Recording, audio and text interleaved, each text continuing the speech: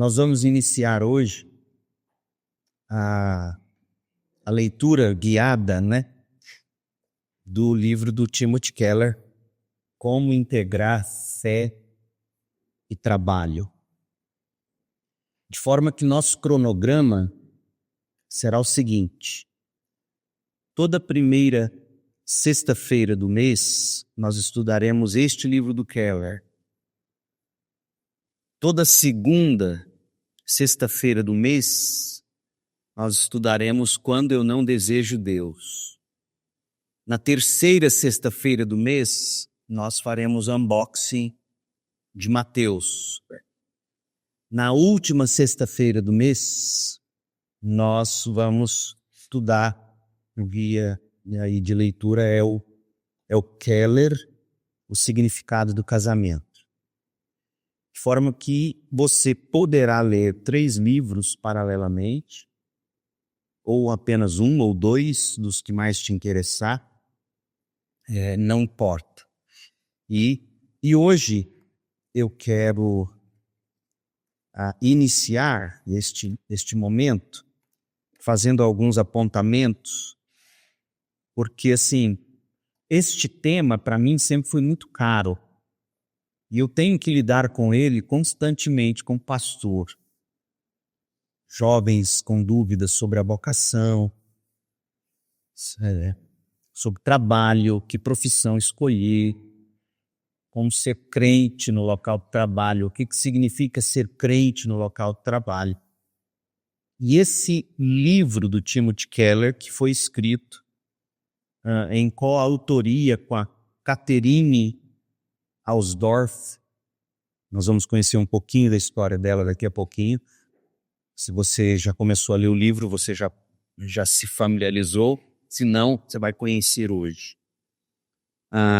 Este livro, como o próprio Keller vai dizer, quando ele vai nos agradecimentos do livro, ele vai chamar este livro de uma teologia do trabalho. Então, este livro é uma teologia do trabalho. De que modo a Bíblia, como um todo, trata o tema trabalho.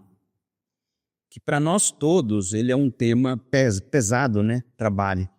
Nós temos a impressão ou a convicção de que o trabalho é uma consequência do pecado. Quantos de vocês têm essa ideia? Levanta a mão. Graças a Deus ninguém aqui. Mas muitos têm o trabalho como sendo uma consequência do pecado. É tanto que a gente brinca, Por que Adão foi pecar? No céu eu não vou trabalhar. Engano seu. E é isso que a gente vai ver o Timothy Keller, junto com a Catherine Ausdorff, desembrulhar para nós ao longo desse livro. Eu fiquei surpreso em descobrir, quando eu abri o livro recentemente, para me preparar para essa nossa primeira sessão no livro do Keller, e descobri que logo após o índice, o sumário, na página 9, você tem aqui um trecho extraído do encarte de antigamente falava LP, long play. Hoje voltou, o nome chique hoje é vinil. Antigamente a gente chamava de disco. Você lembra do disco, Everaldo? Então, e olha o que ele escreveu, e eu sou fã, eu gosto muito de jazz. E o que eu tenho aqui é o que está escrito no encarte do livro Um Amor Supremo. A Love Supreme, um supremo amor, do John Coltrane. É um CD. Olha o que ele escreveu. Em 1957, vivenciei, pela graça de Deus, um despertamento espiritual que resultou em minha vida mais produtiva, mais rica e mais completa. O despertamento espiritual dele resultou numa vida mais produtiva, rica e completa. Provavelmente ele está falando aqui da conversão. Eu não conheço a história do John Coltrane, apesar de gostar demais das músicas dele. E ele diz: naquela época, como forma de gratidão, pedi humildemente os recursos e o privilégio de levar felicidade às pessoas por intermédio da música. Creio que isso me foi concedido pela graça de Deus. A Ele seja toda a glória. Era um álbum, este álbum é uma oferta humilde a Deus. Uma tentativa de dizer muito obrigado, Senhor, por meio do trabalho que realizamos com o coração e os lábios. Que Deus ajude e fortaleça a todos em toda boa obra. Você imagina um artista dizendo isso do trabalho dele e podendo entregar a Deus esse trabalho? Depois você entra no Spotify, ou Deezer, ou Apple Music, não sei o que você usa, e procura pelo John Coltrane, o disco dele, A Love Supreme, um amor supremo. Se você gosta de jazz, você vai se encantar, e tanto mais por saber que ele dedicou todo esse álbum a Deus. Fruto, provavelmente, pelo que eu estou lendo aqui, o que ele chama de despertamento espiritual, não sei se uma conversão genuína. Mas sim, é possível um artista famoso, um músico da envergadura dele, compor canções para a glória de Deus. Então, eu quis compartilhar isso com você, porque o que eu espero ao final dessas leituras guiadas, das sessões ao longo do livro do Keller sobre fé e trabalho, é que você consiga dizer isso do seu trabalho. Isso que ele disse. É uma dedicação a Deus. É uma expressão de gratidão a Deus. Tudo isso para o louvor e para a glória de Deus. O livro, ele se divide em 3 partes. E eu achei muito interessante a forma como o Timothy Keller faz isso. São 3 pilares, eu estou lendo aqui no sumário, para você entender de que forma você e eu precisamos compreender o trabalho. 3 partes. A primeira parte é o plano de Deus para o trabalho, ou seja, o que Deus já pensava sobre o trabalho antes da queda. E você vai ficar surpreso em descobrir que o trabalho é um design de Deus. Você vai descobrir a dignidade do trabalho, o trabalho como cultivo, o trabalho como serviço. E é curioso que no inglês, serviço, service, também é usado para falar de culto. Aqui a gente fala, vamos ao culto. Nos Estados Unidos eles dizem, let us go to the service, Sunday service. O culto dominical, culto de domingo. O culto é um serviço, é um ministério, porque a palavra grega para isso, geralmente, latreo, dá ideia disso, de um serviço prestado a Deus. Você tem proskinel, que é você se render diante de Deus, latreo, algo que você entrega a Deus, um serviço a Deus, né? Então, Timothy Keller, ele começa onde a gente tem que começar, sobre qualquer tópico.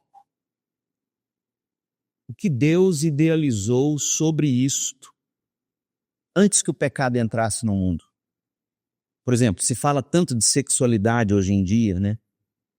As perversões da sexualidade, as tentações que as pessoas transformam em significado último.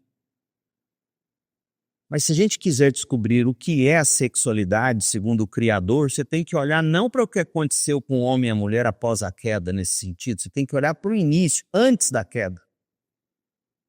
Como é que Deus visualizava homem e mulher, sexualidade? Como é que Deus visualizava culto, trabalho e assim por diante?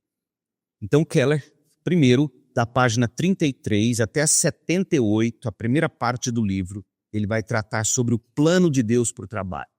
Você tem que entender a planta para você poder. Você tem que entender o manual de instruções para você poder fazer melhor uso ou saborear melhor.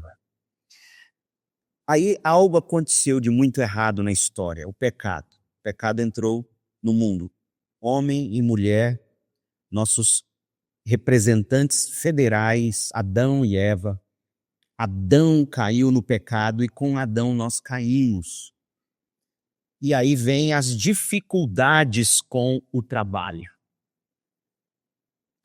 O problema que de cara você vai descobrir, lembra que eu comecei dizendo que no céu você vai trabalhar?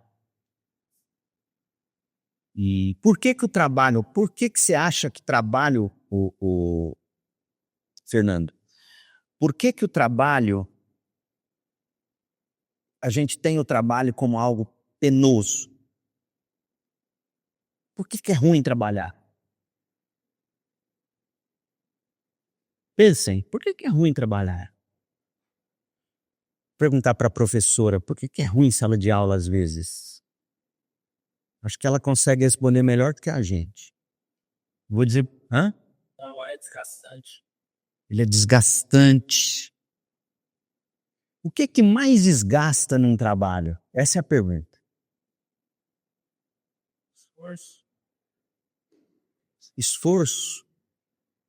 Fazer esforço é ruim? Se fosse ruim, ninguém gastava o que gasta indo na academia, na Blue Fit, na Smart Fit.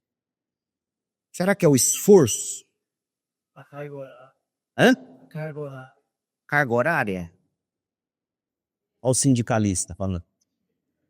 Não sei se é carga horária. Lógico, nós temos que descansar. Óbvio. Obrigação? Mas antes da queda, Deus obrigou não, Deus falou, vocês têm que fazer, vocês têm que cultivar o jardim. Era uma obrigação? Ou não era? Ah, você está qualificando. Então você começou a encontrar a resposta. O problema do trabalho não é a sobrecarga, necessariamente. O problema do trabalho, em primeiro lugar, e por que às vezes a gente não tem prazer em trabalhar? Você falou o quê, ô Peter? Hã? Preguiça. Por que você tem preguiça de trabalhar e não tem preguiça de ir no cinema? Às vezes você está cansado, lembra de um filme. Não, eu vou assistir um filme. O Keller, ele vai dizer o seguinte. Ele não vai tratar o trabalho, é interessante, a escolha das palavras dele é genial. Ele não trata o trabalho como uma maldição. O trabalho em si não é maldição. Ué, mas Deus amaldiçoou o trabalho? Sim e não. O que de fato Deus fez que acontecesse como sim uma maldição sobre nós? Aí Keller vai dizer que ele vai falar do problema do trabalho pós a queda como sendo uma dificuldade, a dificuldade do trabalho. Primeira dificuldade, o trabalho se tornou infrutífero. Sala de aula, você ensina, e você não vê resultado. Você ensina, você não vê resultado. Você faz, você não colhe o devido fruto. Você investe e você não tem alegria. O trabalho, a dificuldade principal do trabalho para nós é que ele se tornou algo infrutífero. Parece que você está correndo atrás do vento. Você não encontra frutos duradouros em relação àquilo que você faz.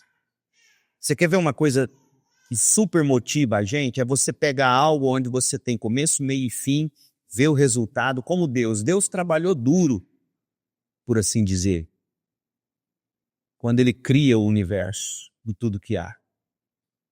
E você consegue ter a sensação de Deus tendo terminado aquela semana de trabalho, deitado na rede, olhando e dizendo, ah, que delícia, e viu Deus que era muito bom. Ou seja, teve começo, meio e fim, foi frutífero, foi significativo, teve sentido. Então, por isso que o trabalho se tornou para nós algo maldito, porque nem sempre a gente vai ver fruto, nem sempre a gente vai achar sentido.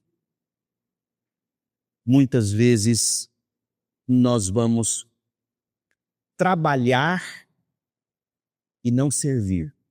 Aí o que Keller fala do problema do egoísmo. Eu quero trabalhar para pagar minhas contas. Eu quero trabalhar para viajar nas férias. Eu quero trabalhar para dar uma boa condição para minha família. Certo ou errado? Certo. Mas pode ser errado. Porque se o fim último é só a viagem, é só a condição boa, a roupa, o perfume, nada contra essas coisas. A gente gosta de coisa boa. Deus fez coisa boa.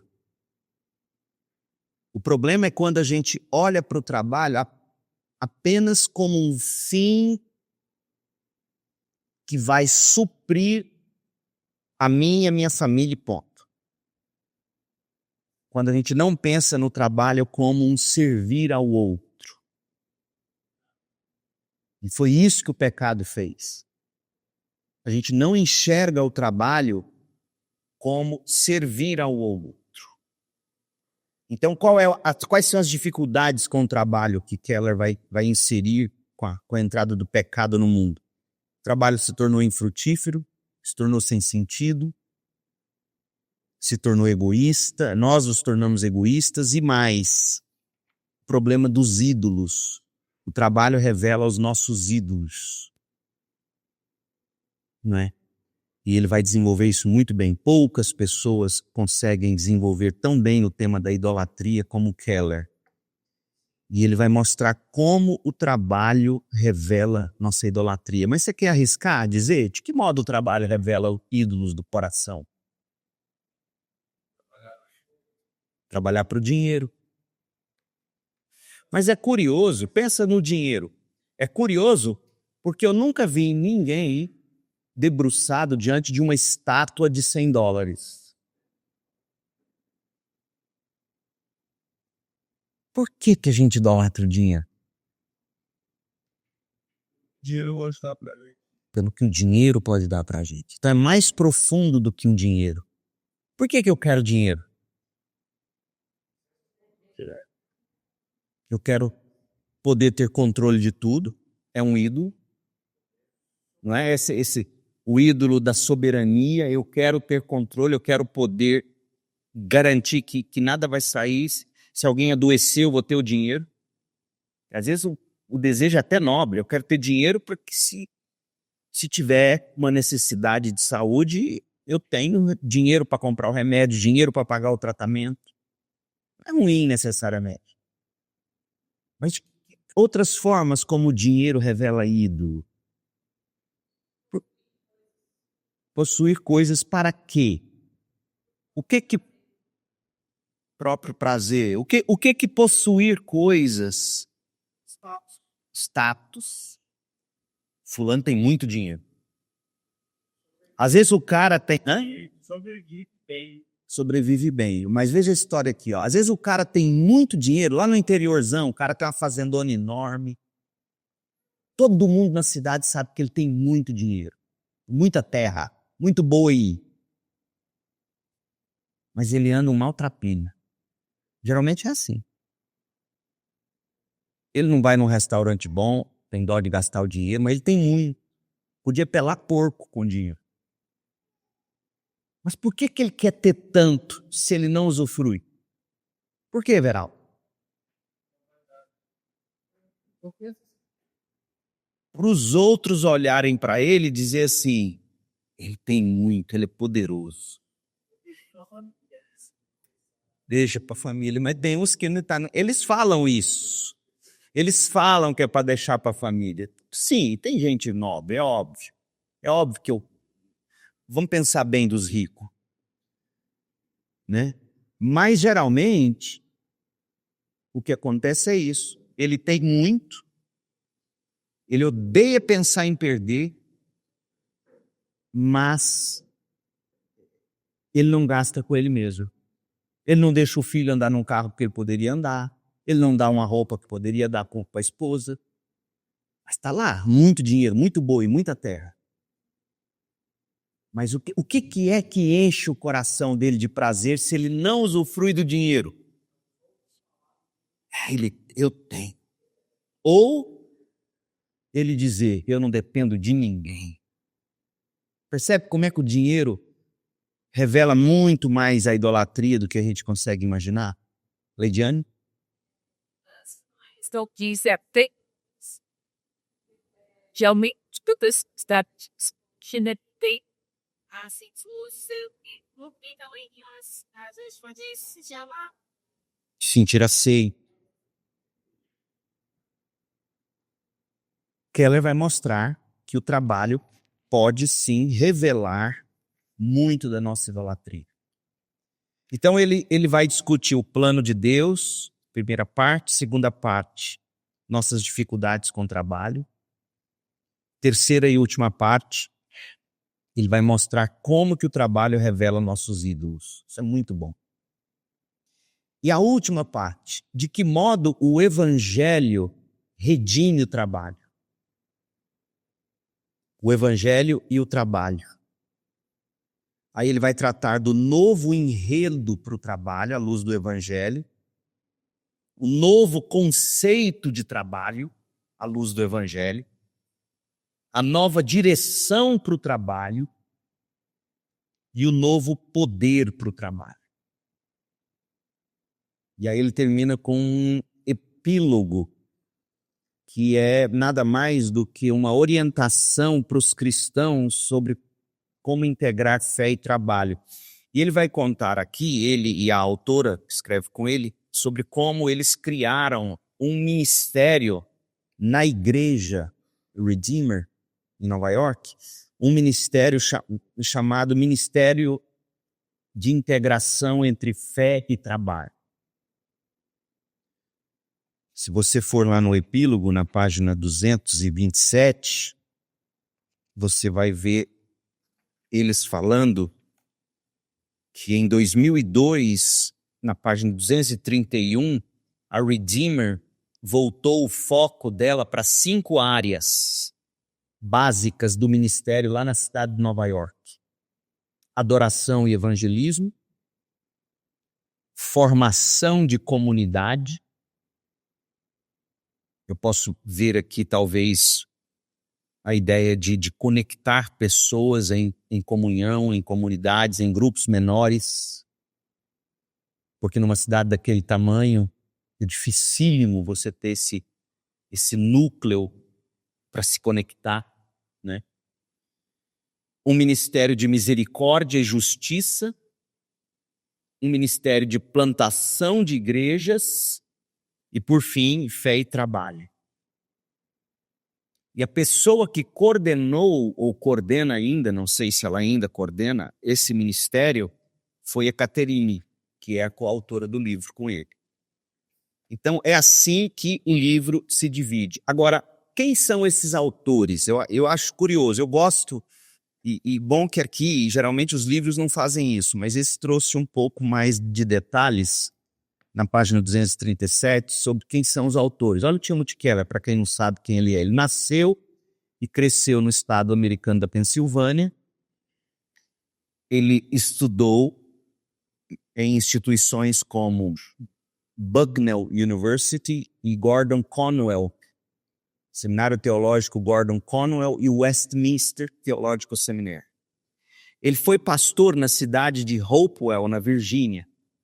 E ele começou o ministério na cidade de Nova York, a Redeemer, em 1989, em Manhattan, com a esposa dele, a Kate. E eles tiveram 3 filhos.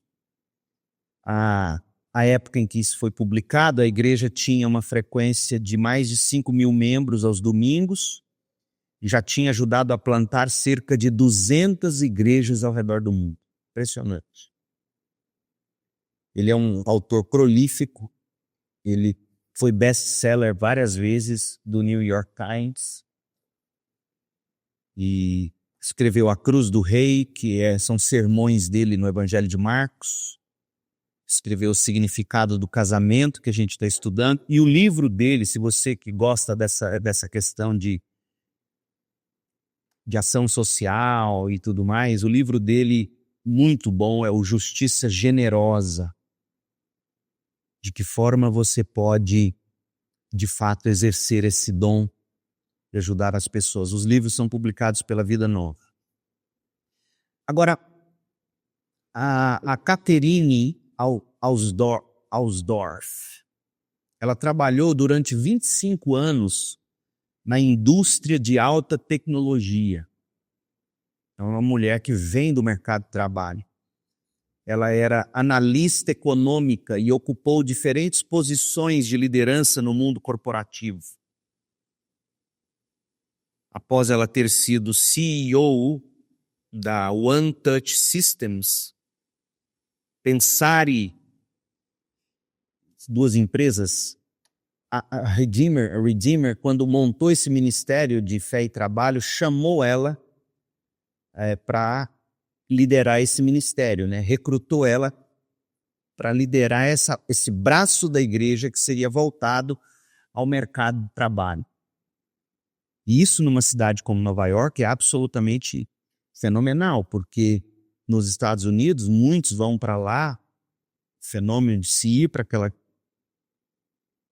enorme cidade, gigantesca cidade, para você ganhar a vida com trabalho, né?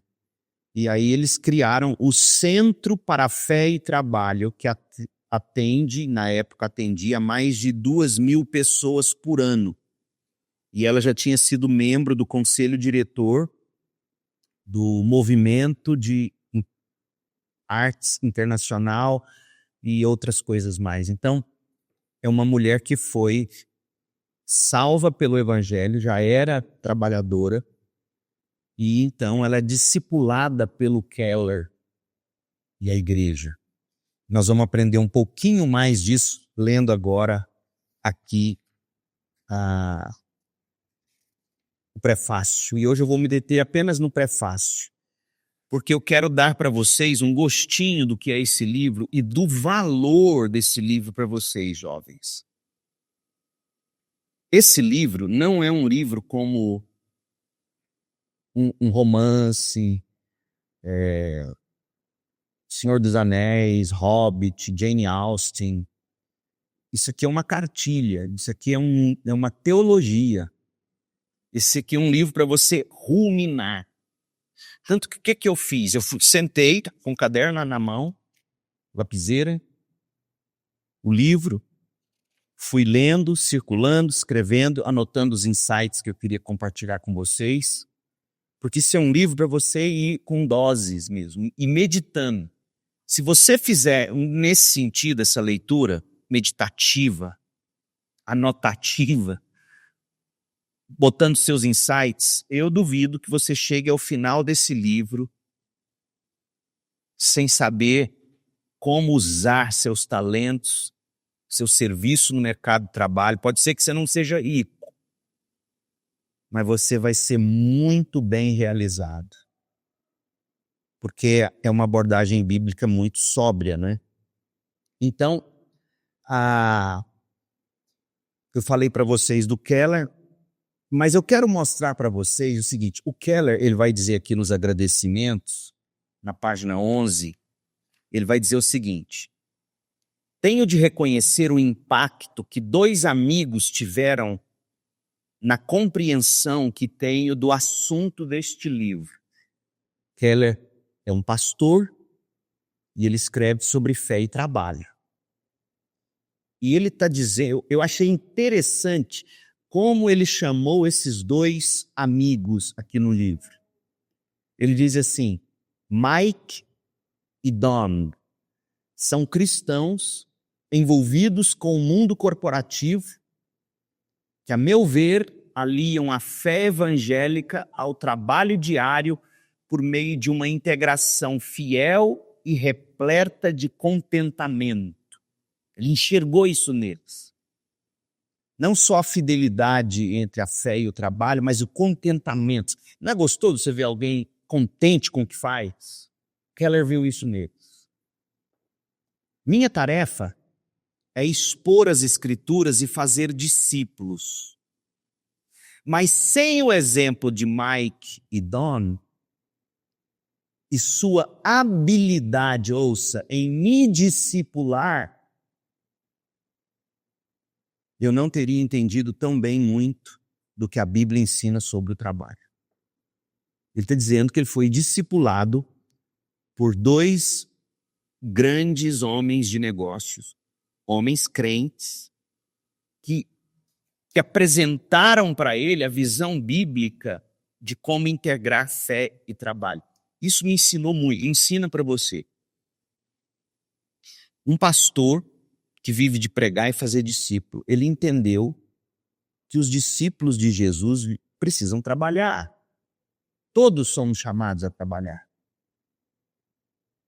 E como ele melhor serviria a esses discípulos? Aprendendo com quem é discípulo de Cristo e faz isso bem feito, aliando fé e trabalho.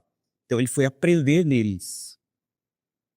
Isso serve para mim, pastor, que devo aprender com outras pessoas da área.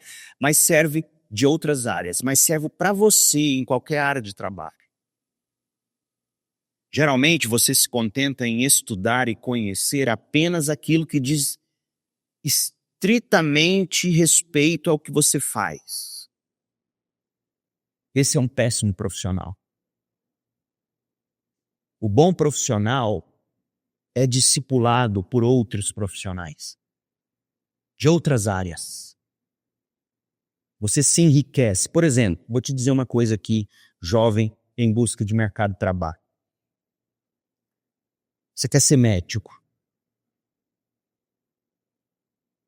E porque você quer ser médico, você vai ignorar a importância, por exemplo, da língua portuguesa. Eu quero saber de português, eu quero ser médico. Aí você não sabe conversar direito, você não sabe escrever direito, você não sabe se comunicar com os pacientes. Percebe? A língua portuguesa é fundamental, por exemplo, para qualquer profissional, em qualquer área. Você tem que se comunicar. Você tem que falar, você tem que ganhar seu cliente. Você tem que ganhar o paciente. Digamos que você vai ser um pediatra. Tenho certeza que se o Alailson fosse levar a bebê deles num pediatra, chegasse lá, o médico não soubesse se relacionar, não soubesse olhar, não soubesse falar, não soubesse se explicar. Não quero saber desse médico. Mas o sujeito gastou a vida inteira dele estudando medicina e nunca leu uma literatura, nunca aprendeu a linguagem, não se importou com outros ramos, outros campos de saber. Você será bem-sucedido na medida em que você dominar bem o que você faz, aprendendo o que outros fazem em outras áreas. Você pode ter certeza disso. Você tem que saber entrar e sair em todos os assuntos da melhor maneira possível. Você tem que saber se articular. Você tem que levar isso em consideração. Então, eu fiquei impressionado. O Keller, tendo a humildade de dizer que ele foi discipulado por 2 profissionais do ramo do trabalho, do mundo corporativo. E a visão desses homens sobre a Bíblia, sobre a fé, e como eles integravam isso ao trabalho, não só instruiu Keller, não só ensinou Keller a ler a Bíblia nesse sentido, como também ajudou Keller a discipular outros que vinham com dúvidas sobre vocação. O que eu vou fazer da minha vida? O que eu vou fazer da minha vida? Então não despreze isso, jovem. os campos do saber. Muita gente, por exemplo, quer estudar teologia, e ótimo, você tem que estudar teologia. Geralmente você não vai ter nenhum tato com gente. Você não vai ler literatura, você não vai ler arte, você não vai ouvir boas músicas, você não... O que adianta você saber o que é supralapsarianismo, infralapsarianismo, 5 pontos do calvinismo, e não saber comunicar isso de um modo saboroso, se não souber integrar isso com a vida? Você precisa aprender a fazer isso. E aí, ele fala que ele criou esse Centro para a Fé e Trabalho. Ele vai dizer aqui nos agradecimentos que esse livro é uma teologia do trabalho que foi usada pela equipe lá do Centro para a Fé e Trabalho. Foi usada, esse material foi usado várias vezes, estudado, aplicado. Então o que nós temos aqui é algo testado já em centenas de vidas. O conteúdo desse livro foi mastigado, foi ensinado. Por isso que eu estou dizendo, você não tem que ter pressa em ler, mas você tem que ler, e fazendo suas anotações. Sabe? O que eu vou fazer da minha vida? O que Deus quer que eu faça da minha vida em termos profissionais, em termos de vocação? No prefácio. O prefácio é interessante. A Catherine escreve o prefácio. E a Catherine, ela conta que em 1989, uma amiga dela insistiu para que ela fosse a essa igreja que estava começando em Manhattan, a igreja do Keller, a Redeemer. E ela fala que ela se sentia, assim, vacinada contra igrejas. Por quê? Porque ela tinha visto a fé da família dela, a religião da família dela, e ela não via substância, ela não via a família conseguir integrar aquilo que eles chamavam de religião com a vida corriqueira, com a vida real, com o trabalho, por exemplo. Então parecia que a religião era uma coisa, o trabalho era outra coisa. No domingo uma coisa, segunda a sexta outra coisa. Então ela não viu a religião dos pais responderem às necessidades dela nesse sentido. E aí, quando ela começa a estudar na universidade, ela então se depara com um mundo cheio de respostas maravilhosas para a vida que ela nunca viu o povo da igreja ou da família dela buscar responder à luz da Bíblia. Então, quando essa amiga chama ela para ir para a igreja, ela falou, mas ela foi, e ela diz que a Redeemer, a igreja, captou a atenção dela de várias maneiras. Então, imagina essa jovem cética, não achou resposta, não achou coerência entre a religião dos pais e a vida de segunda a sexta. Foi para a universidade, aprendeu um mundo de saber que a encantou. Chega na igreja. O que encanta ela? O pastor era inteligente, falava como gente comum. Aqui você que tem desejo de vocação para ser pastor ou missionário, você tem que entender o que essa mulher está falando. O Keller, ele era inteligente e falava como gente comum. Não era o teologês.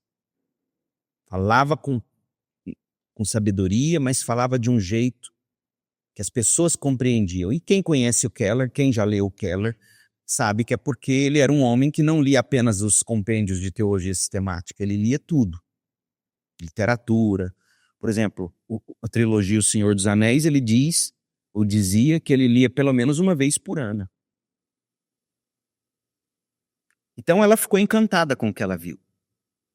Isso vale para qualquer vocação, não só para o ministério pastoral.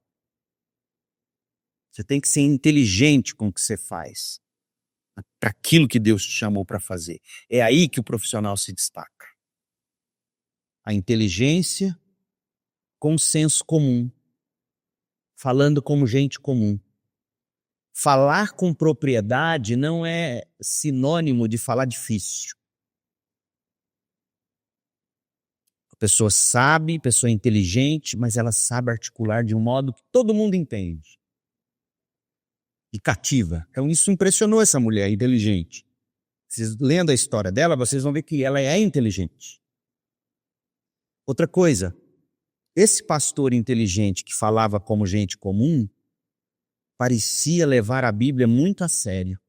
Segunda coisa, ou seja, há intelectuais que vão se encantar quando você souber levar a Bíblia a sério.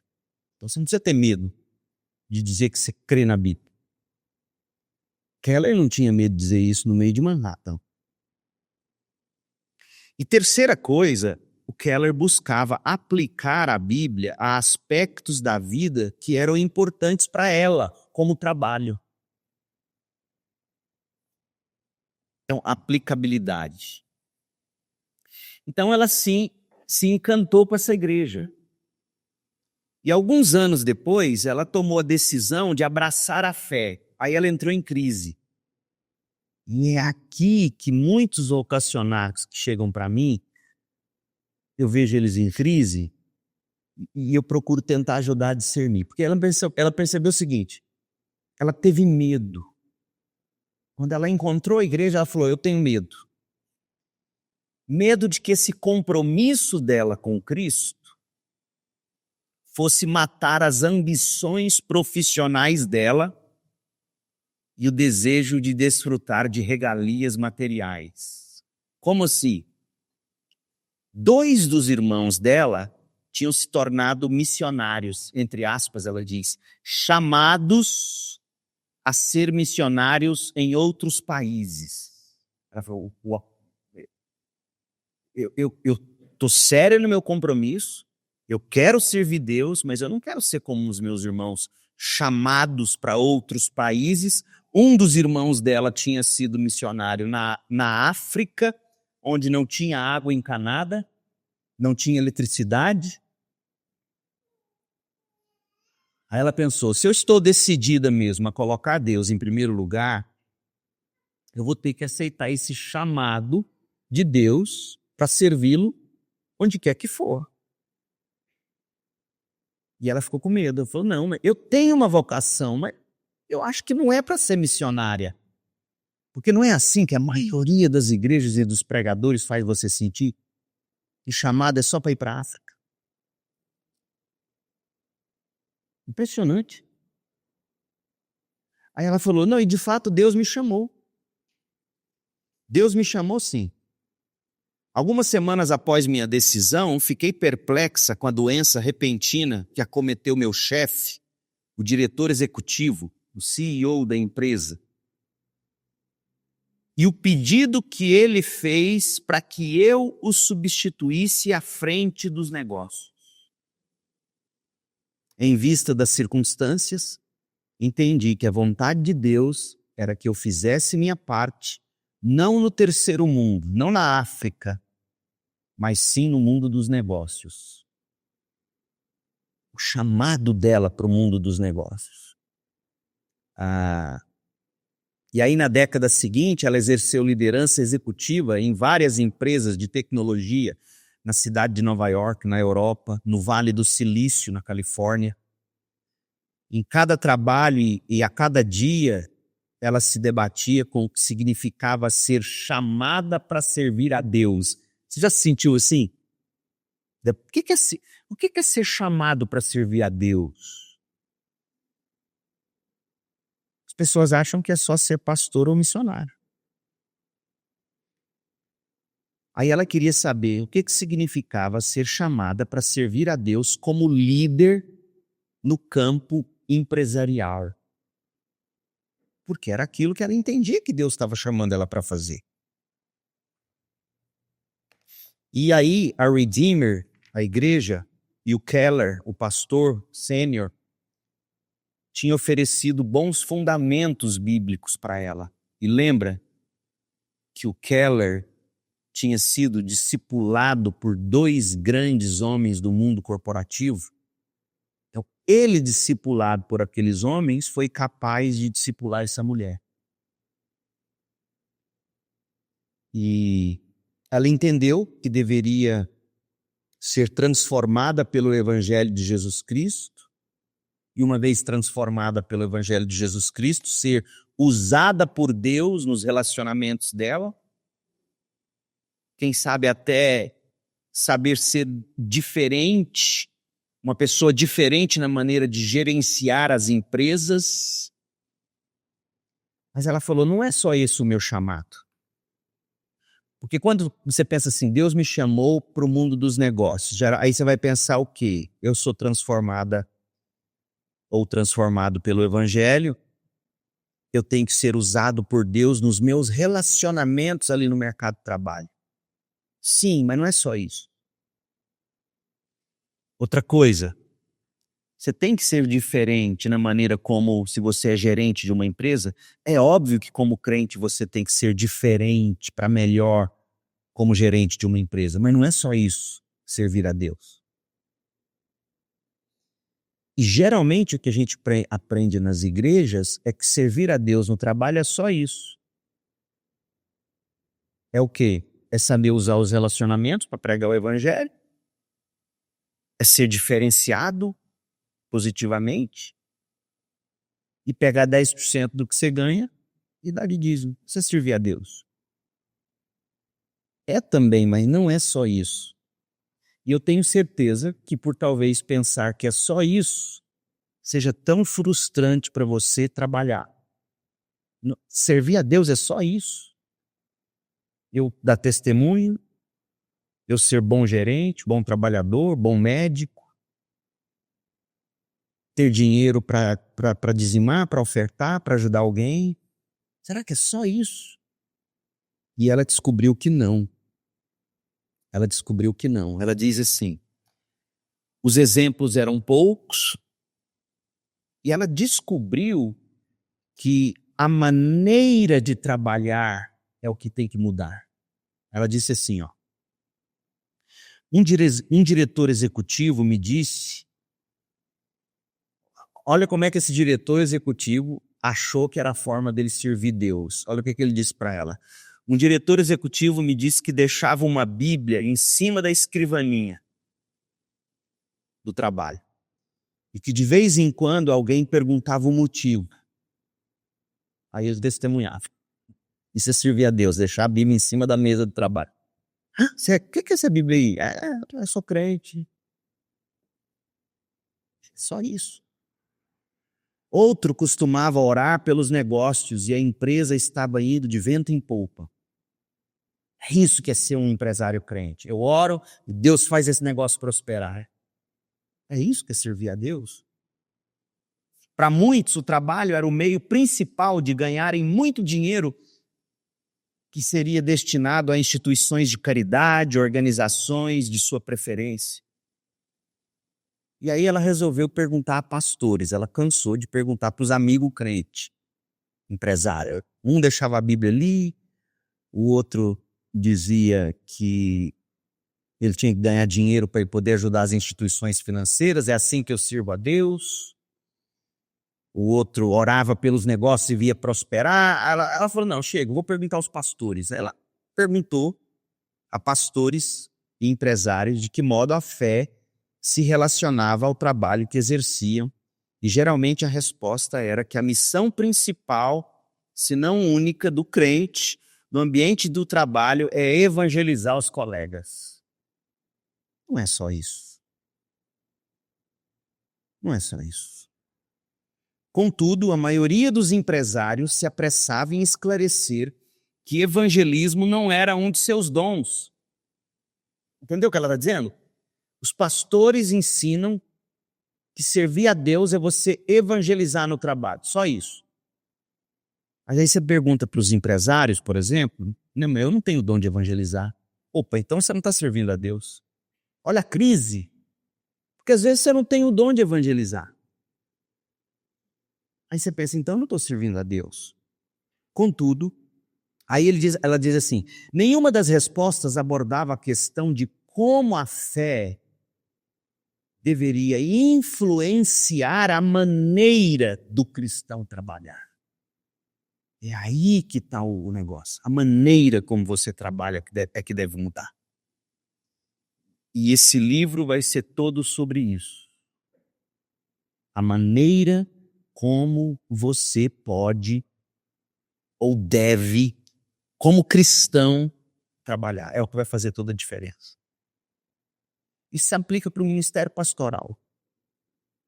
Se eu não souber a maneira certa, bíblica, de ser pastor, eu transformo o ministério pastoral em tudo, menos em ministério pastoral. Eu viro um gerente de um empreendimento religioso, eu viro patrão de funcionários, eu viro mestre de obras, tocando as obras da igreja, eu viro despachante de cartório em cartório, resolvendo problema, eu viro um grande palestrante, um grande orador. Se eu não souber a maneira de ser pastor, a maneira bíblica, a mesma coisa você, em qualquer área de trabalho. Se você não souber a maneira cristã de ser um diarista, ou um empresário,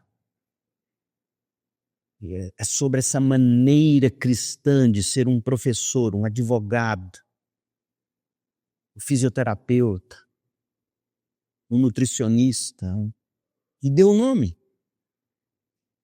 E ela vai falar sobre isso. Aí ela diz o seguinte, o mundo, quando ela começou a trabalhar lá no Vale do Silício, ela encontrou assim, os empresários e os engenheiros, eles eram vistos como deuses na cultura. A tecnologia era a resposta para todos os problemas. E ela disse o seguinte, os meus funcionários demonstravam mais fervor evangélico quanto à visão e à tecnologia da empresa do que os membros de qualquer igreja que eu havia conhecido. Ela falou, peraí, esse povo que trabalha debaixo da minha supervisão, eles são mais apaixonados, estão mais inflamados com a visão, missão e valores da empresa do que qualquer crente com o evangelho que ele ouve na igreja. Ela achou isso estranho. Outra coisa que ela percebeu, a maior parte do tempo ela trabalhava com gente muito boa que não era crente. Incrédulos maduros, de caráter admirável, que se esforçavam para contribuir de modo significativo com a sociedade e que pareciam não necessitar da igreja, ou de Jesus, ou da Bíblia. E como pessoas que não partilhavam da fé dela, ela aprendeu também lições inestimáveis sobre a alegria no serviço. Pagão mais alegre do que crente, mais paciente do que crente, mais esperançoso do que crente. Membros da equipe dela que passavam o final de semana em retiros de meditação que as empresas promoviam e que voltavam mais renovados para a semana de trabalho do que os crentes que foram para as igrejas e voltavam na segunda. Ela falou, tem um negócio errado. Esse povo vai meditar e volta entusiasmado, esses crentes vão adorar e volta rabugento. Ela falou, tem algo errado. E foi então que a vida dela no evangelho e com o evangelho foi tendo os olhos abertos. Ela foi tendo os olhos abertos. Aí ela vai falar que ela cria na verdade do evangelho, mas ela não fazia a menor ideia sobre como conectar, como colocar em prática o plano de Deus com a vida dela.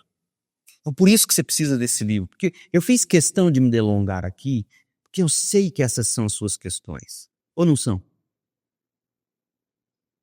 Você precisa desse livro. Eu paro aqui e quero ouvir vocês. Alguma observação, algum comentário? Eu parei na página 15 do prefácio, pra você ter uma ideia. Esse livro é muito rico. E alguma observação?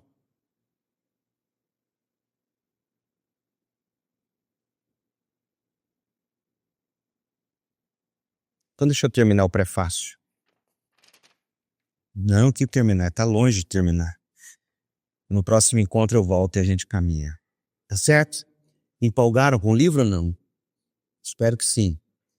E eu espero que leiam. É muito bom esse livro. Deus abençoe cada um de vocês com graça e paz.